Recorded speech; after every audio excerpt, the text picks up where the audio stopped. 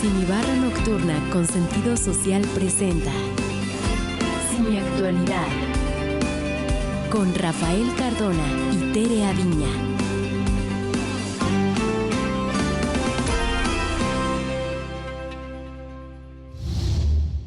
Bienvenidos a la Semibarra Nocturna de programas con sentido social, donde lo bueno también es noticia.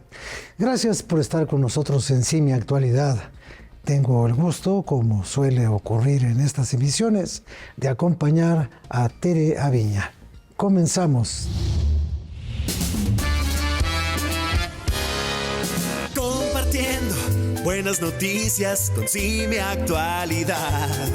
Ya llegó el momento de enterarse de lo bueno en Semiactualidad.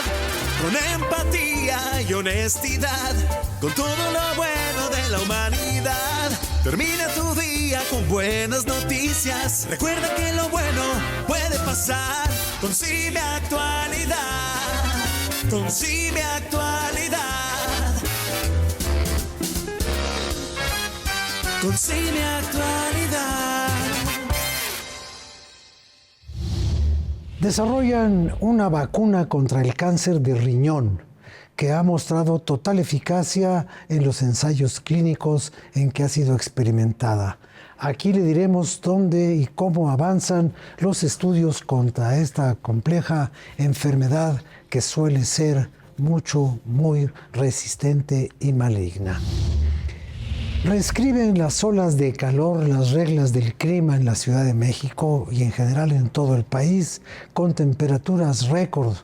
Veremos sus implicaciones en la salud, porque este fenómeno se intensifica por el cambio climático. Platicaremos con Gerardo Ceballos, quien a través de sus investigaciones en ecología y conservación ha impulsado el conocimiento aplicado a problemas cruciales de la sociedad contemporánea y del futuro. Pero antes vamos con Tere Aviña. Tere, adelante. Gracias, Rafa. Como siempre, un gusto trabajar contigo. Y aquí en Semiactualidad entramos en contexto. Semiactualidad. Las olas de calor han cobrado una importancia creciente debido a su intensidad, a su frecuencia y a su duración. Este fenómeno meteorológico, agravado por el cambio climático, ha dejado una huella profunda en la salud, en la economía y en el medio ambiente. En México, la situación se ha hecho especialmente crítica. Tan solo el año pasado fuimos testigos de 6 olas de calor. El 25 de mayo, la capital del país registró un récord al alcanzar 34.7 grados Celsius. Mientras que en Yucatán se vivieron más de 20 días consecutivos con temperaturas superiores a 40 grados. Y en Sonora hubo municipios que rompieron sus propios récords históricos. Para este año el panorama es similar. El Servicio Meteorológico Nacional ha informado que se esperan entre 3 y 4 olas de calor. Por su parte, expertos de la UNAM señalan que el rango anual oscila entre 3 y 6 eventos en promedio. De ahí la importancia que tiene implementar medidas preventivas y de adaptación. Entre ellas se destacan la creación y mantenimiento de áreas verdes en zonas urbanas, el uso de materiales de construcción que reflejen la energía solar y campañas de concientización que fomenten la hidratación, el uso de protector solar y la limitación de la exposición directa al sol durante las horas de mayor calor. Asimismo, especialistas recomiendan ventilar los espacios cerrados y realizar actividades físicas en horarios más frescos. La implementación de planes de contingencia, la mejora de la infraestructura urbana y el fomento de prácticas sustentables van a contribuir a mitigar los efectos adversos de este fenómeno, y con ello se garantiza una mejor calidad de vida y un entorno más resiliente. Estamos en contexto aquí en Semiactualidad y ahora les invito a seguirnos en Instagram y en X como Semiactualidad. Está con nosotros Gerardo Ceballos, investigador titular en el Instituto de Ecología de la UNAM y reconocido científico a nivel internacional. Su investigación en ecología y conservación impulsa el conocimiento aplicado a problemas cruciales y la sostenibilidad. Además, el doctor Gerardo es experto en especies en peligro, áreas protegidas y planeación ambiental. Asimismo, impulsó la norma mexicana de especies amenazadas y la creación de más de 20 reservas naturales. Entre otras cosas, ha publicado más de 500 artículos y 57 libros, acumulando numerosas citas y prestigiosos reconocimientos. Con él y con Rafa Cardona, regresamos. Sí, mi actualidad. Sí, mi actualidad. Muchas gracias, Gerardo Ceballos, que como usted sabe es notable investigador del Instituto de Ecología de la Universidad Nacional Autónoma de México, y yo le he pedido que nos acompañe porque cada época de la vida humana en este planeta ha tenido una denominación, un nombre. Hemos hablado del tiempo de la Revolución Industrial, por ejemplo. Ahora vivimos en la era digital, sí, pero también, y lo que es más preocupante, estamos sometidos al profundo cambio climático, cuya expresión más sensible es el calentamiento del planeta, lo que se ha llamado el calentamiento global. Y bueno, eso es una invención de alguien, es una forma de hablar, ¿o es un hecho real y comprobable, doctor? Bueno, primero, muchas gracias por la invitación. Muy agradecido. Mencionaste una cosa que es importantísima. Exacto, la humanidad en diferentes maneras se clasifican en los periodos que ha tenido. Este periodo de cambio climático, extinción de especies, problemas ambientales tan grandes, pero específicamente el cambio climático se llama el antropoceno. Antropoceno porque antros, hombre, seno, estamos modificando todo el planeta con nuestras actividades, ¿sí? Y como tú dices correctamente, durante muchos años se decía que el cambio climático era una cuestión inventada por los científicos o por grupos de poder que tenían alguna intención malévola de parar el desarrollo como lo teníamos. Ojalá hubiera sido así, pero desgraciadamente no. El cambio climático es un problema, ¿sí? Que es causado por las actividades humanas, sobre todo por la energía que proviene del carbón y del petróleo. Aventamos gases de invernadero y lo que ha pasado es que la atmósfera se cubre de estos gases que permiten que entre el sol, pero que no permiten que salga. Entonces está quedando acumulada mucha energía de la que antes se disipaba al espacio. Y esto está haciendo que esté calentando, como tú correctamente dijiste, el planeta. O sea, vamos a suponer que el planeta es un sólido y que los gases forman una especie de membrana, una cúpula, un domo circular, esférico, que lo cubre. Y eso permite, por un lado, las radiaciones, la luz del sol y todo, pero ¿por qué no se salen los gases ya utilizados? Es como si el planeta estuviera constipado. Claro, mira, lo que se lee efecto de invernadero, porque si tú, es exactamente el mismo principio. Tú tienes un invernadero en donde tienes vidrio, y ese vidrio permite pasar el calor, pero lo atrapa, y sale, y eso es lo que está ocurriendo. Estos gases, ¿sí? Lo que hacen es causar como una capa, precisamente, de moléculas, que ya permiten que pase el calor, pero no permiten que se vaya. Es decir, cada vez que aventamos más dióxido de carbono, metano, etcétera, al ambiente, que son estos gases que se llaman gases invernadero, estamos provocando que la capacidad de la Tierra, de la atmósfera, de eliminar ese calor que proviene del Sol y que ha sido tan importante para el desarrollo de la vida en general y de la vida humana en particular, se vuelva ahora un problema. Es decir, básicamente es como si hubiéramos hecho una casita de vidrio para poner nuestras plantas y mantenerlas calientes en invierno. Es exactamente lo mismo. O sea, si hubiéramos metido el planeta en una esfera de cristal y no dejamos que salga el aire caliente. Claro, y eso hasta hace un siglo era lo que ocurría. Llegaba, se quedaba gran parte de esa energía en el planeta y la demás se disipaba. Y eso mantenía las temperaturas del planeta. Y tú vamos a pensar una cosa muy interesante, es que el planeta es el único lugar que sabemos en el universo que tiene más galaxias y planetas y cuerpos celestes que hay granos de arena en el mar, imagínate. Es el único lugar donde hay tierra, hay vida. Y eso es básicamente porque existe esta atmósfera, ¿sí? Con gases como oxígeno, etcétera, que permite, por un lado, que podamos respirar, etcétera, pero por otro lado, permite tener este balance de la temperatura que entra, se mantiene, ¿sí? Y la que se disipa. Estamos cambiando esa relación tan importante y tan delicada que existe y esa consecuencia de nuestras actividades. Ahora, esto que usted llama el antropoceno, la edad antropocénica, que es que el hombre está determinando el futuro de su vida en el planeta a través de la degradación de las condiciones que le permitieron vivir y llegar a ser ese hombre. Se llama antropoceno porque las actividades del hombre ya han llegado a tener la capacidad de cambiar toda la geología del planeta. Y toda la geología relacionada, y todos los ciclos de nutrientes, los ciclos de biogeoquímicos, etcétera, por eso se le llama de una manera, digamos, por poner sencilla, el antropoceno. Pero a ver, dice usted, estamos cambiando la geología del planeta. Cuando yo circulo por la Ciudad de México, estoy viendo que no cambiamos la geología, cambiamos la hidrología, cambiamos la vocación del suelo, degradamos el bosque, convertimos los ríos, los convertimos en pavimento. Estamos haciendo que el planeta se convierta en lo que no era.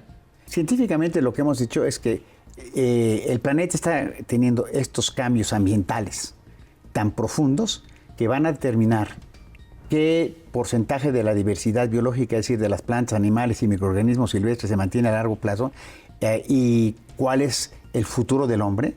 Esto va a ser determinado por estas actividades. Básicamente hay tres cosas que determinan nuestro impacto. Uno, el tamaño de la población humana, que ha tenido un crecimiento desmedido. 8.300 millones, ¿no? Casi 100 millones de habitantes más cada mes. 100 millones cada año, 1.000 millones cada 10 años. Imagínate. O sea, lo el que primer problema el tamaño de la población humana. Es la población. Segundo, el consumo. Entre más afluente es la población, entre más recursos tienes, más compramos, más desechamos. Hemos visto que el plástico, más basura y cosas como el plástico. Plástico que básicamente no se va a degradar, porque va a tardar 20, 10, 15 mil años en degradarse. Y la tercera es la tecnología. La tecnología, en este caso, lo más importante es que usamos para nuestra energía, básicamente petróleo y carbono. Entonces, el impacto es la población multiplicada por el consumo, multiplicado por la tecnología. Si quisiéramos mitigar esto, tendríamos que trabajar en la población, o en el consumo, o en las tecnologías. O en las tres cosas al mismo tiempo, pero bueno, déjeme hacer una pequeña pausa y después continuamos con este optimismo que nos está desbordando. Ahora vengo. Simi Actualidad. Simi Actualidad. Regresamos a Simi Actualidad y estas son las buenas nuevas. Simi Actualidad. Investigadores desarrollaron una vacuna contra el cáncer renal que ha mostrado 100% de eficacia en los ensayos clínicos practicados en Nueva York. La vacuna, diseñada para activar el sistema inmunológico del paciente contra células cancerosas específicas, logró eliminar completamente los tumores en todos los participantes del estudio. Aunque son resultados preliminares, podrían representar un avance significativo en el tratamiento de cáncer de riñón, una enfermedad compleja y resistente que generalmente responde poco a tratamientos convencionales como la quimioterapia o radioterapia. Simi Actualidad. Ambientalistas en la Amazonia brasileña han construido puentes colgantes entre árboles para que los monos crucen sin riesgo las carreteras. Esta iniciativa protege especies como el tití de Groves y el tamarino de manos doradas, reduciendo atropellos y fragmentación del hábitat. Hasta ahora suman 30 puentes hechos con cuerdas o alambres que imitan condiciones naturales y que contribuyen a la conservación de la biodiversidad en la región. Además, en Perú se han instalado puentes similares para otras especies arbóreas. Estas fueron las buenas nuevas. No olvides seguirnos en nuestras redes sociales como Simi Actualidad, tanto en Instagram como en X. Y ahora regresamos con Rafa y nuestro invitado. Bien, regresamos a esta conversación que, bueno, el doctor Ceballos y un servidor de usted, no es que seamos pesimistas por vocación, pero el análisis de las cosas que nos enseñan los expertos nos pone a veces realmente los pelos de punta, ¿no? Eso es muy importante entender, porque fíjate, como científicos a veces publicamos artículos y esto, y mandé un artículo hace algunos años que hablaba del tema de la extinción de especies, la magnitud, el calentamiento global, y el editor de la revista me dijo, el artículo es muy interesante, muy bueno, pero no me gusta el título, es muy fuerte. Y entonces yo le dije, el artículo es fuerte porque la situación es muy grave. Yo tengo que tener cuidado como científico de no ser alarmista, aunque estoy alarmado. Pero segundo, no sería ético si no dijera yo la magnitud del problema para que la gente pueda entender. Hablamos de esta parte tan complicada que es de las consecuencias y la magnitud real del problema, porque es la única manera que tenemos para poder entender precisamente la enorme magnitud y que tenemos que actuar de manera inmediata. Ahora, este fenómeno o este conjunto de fenómenos deben tener en el registro de su análisis por parte de los científicos un momento de inicio. ¿Cuándo comenzamos a generar estos problemas que hoy se manifiestan de manera tan clara? Hemos podido medir precisamente cuál es la atmósfera del planeta desde hace algunos cientos de años, con bastante presión. En la revolución industrial, entonces teníamos que la concentración se mantenía así, con pequeñas fluctuaciones, ¿no? A partir de la revolución industrial, precisamente cuando se empezó a usar muchísimo carbono para las máquinas y este boom de máquinas y de grandes aportes tecnológicos que existieron, empieza a hacer este crecimiento. Es decir, en 1850, 70, ¿sí? En poquito menos de 200 años hemos cambiado completamente la estructura de las relaciones que existen en la Tierra, en términos de ciclos biogeoquímicos, productividad, la composición de los gases de la atmósfera. Pero hay que tomar en cuenta que la revolución industrial no es un factor mundial. O sea, la revolución industrial no ocurrió en todos los países. Esa es una muy buena observación. Empieza en algún lugar, sí, y empieza y entonces el impacto, que es una muy buena observación. Los impactos ambientales que había hace 200 años localmente eran a veces más terribles de los que existen ahora a nivel de todo el planeta. Pero eran localizados, eran regionales. Por ejemplo, Londres estuvo a punto de tener que ser abandonada por el olor colapso y la contaminación. Casi tienen que abandonar. Sí. Encontró a alguien la manera de hacer un drenaje que limpiara esta cloaca que era y contaminar el río Támesis, pero lograron sobrevivir en la ciudad. Lo que pasa es que la revolución empieza en los países industrializados y empieza. En este momento, todo el planeta tiene ya la capacidad de producir impactos. Aquí hay una cosa importante, los países más desarrollados, los países más poderosos consumen más recursos y producen mayor contaminación y a nivel global. Aportan más al mucho desastre. Más al desastre a nivel global. Claro. A nivel local, los países, o sea, por ejemplo, la India, a nivel local tiene mucho más impacto que Estados Unidos a su nivel local. Tú vas a una comunidad en la India, está devastado. Pero está devastado el pedacito, es decir, los países en desarrollo como estos tienen grandes impactos regionales, pero tienen menor impacto global. Y al revés, los países como Estados Unidos, tú vas y encuentras las ciudades limpias, impecables. ¿Por qué? Porque el impacto de sus actividades está siendo sentido en los países en donde tienen esa producción que ellos ya tienen el lujo de no tenerla en sus propios países. Por ejemplo, México hace 200 años no tenía capacidad industrial. No teníamos nada. Éramos un país minero. Ya está ahí. Y agrícola un tanto y se acabó. Bueno, hoy este país contamina y contamina mucho. Somos uno de los países más contaminadores del planeta. Y déjame decirte una cosa, pero también esto creo que es importante que lo entendamos.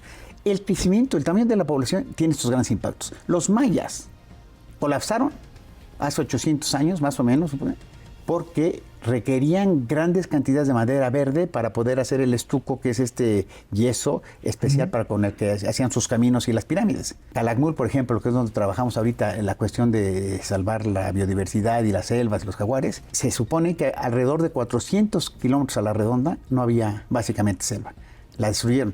Es decir, cuando las comunidades locales, aunque sean hace 200 años o hace muchos más años, crecían a tal grado que tenían un impacto, causaron colapso. Es decir, el problema ambiental ya ha causado colapso de muchas civilizaciones en el pasado, pero un colapso regional. ¿Qué quiere decir esto? Que nosotros ya tenemos la experiencia de que si continuamos en este camino, ¿sí?, puede haber un colapso de la civilización. Y un colapso de la civilización que eventualmente tenga problemas muy graves. Imagínate, colapso de la civilización, ¿qué significa? Que se acaben quebrantando todos los esquemas de gobernanza, políticos, sociales, económicos. La pandemia es digamos, imaginemos la pandemia 10,000 veces más fuerte. ¿Qué haríamos? Entonces, por eso la llamada de alerta y por decir que estamos llegando a un punto de no retorno, que lo que ocurre... Ahora, lo que era una meta indeseable hace 20 años, de si elevamos la temperatura del planeta 1.5 grados, el problema será ya casi irresoluble. Pues ya llegamos a eso, ¿no? Justo en diciembre del año pasado, en este diciembre, ¿qué va a pasar? Llegamos a 1.5 grados de mayor concentración. O sea, es decir, ya llegamos al punto que se consideraba como un punto casi de inflexión, ¿no? Y sigue. Si tú te pones a pensar... Y el medio grado que le falta para el 2, van a ser 2 años o 3. O pon tú una década, o una década y un cachito más. Estamos en la antesala de llegar a 2 grados. Lo que rara vez se dice es que 1.5 grados tiene los impactos que tenemos. En Brasil, las casas a 3 metros de agua en una extensión gigantesca. Nunca se había visto eso. Bueno, en México, ¿sí?, 2 huracanes que pegaron de diferente manera a Acapulco. El primero devasta los bosques que cubren los montes alrededor de Acapulco. Y el segundo inunda la zona de Diamante porque todos esos bosques que aminoraban el impacto del agua ya no tienen agua. Entonces baja esa agua y baja toda tierra y inunda lo que nunca... Es decir, las cuestiones extremas están ocurriendo ahora comúnmente. ¿Qué tenemos que hacer? Bueno, lo primero que teníamos que entender es que puede haber un colapso de la civilización en muy pocos años. Eso es importante entenderlo, entonces tendríamos que trabajar. Y segundo, que el México y el mundo que conocimos nosotros ya no existe.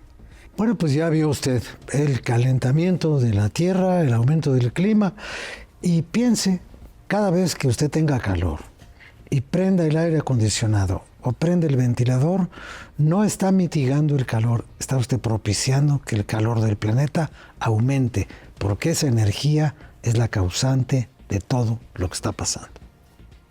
Muchas gracias. Sí, también que la solución está en todos. Pongamos nuestro granito de arena y tratemos de seguir instrumentando medidas que nos lleven a un mejor futuro. Pues muchas gracias, doctor Ceballos. Como siempre, su palabra es aleccionadora. Y bueno, esto no es alarmismo, esto es simplemente una voz autorizada, una voz experta que nos dice las cosas no están bien. Muchas gracias, muy amable. Gracias a usted. Buenas noches, hasta la próxima. Compartiendo buenas noticias con CIME Actualidad. Ya llegó el momento de enterarse de lo bueno en CIME Actualidad. Con empatía y honestidad, con todo lo bueno de la humanidad. Termina tu día con buenas noticias. Recuerda que lo bueno puede pasar con CIME Actualidad. Con CIME Actualidad. Con CIME Actualidad.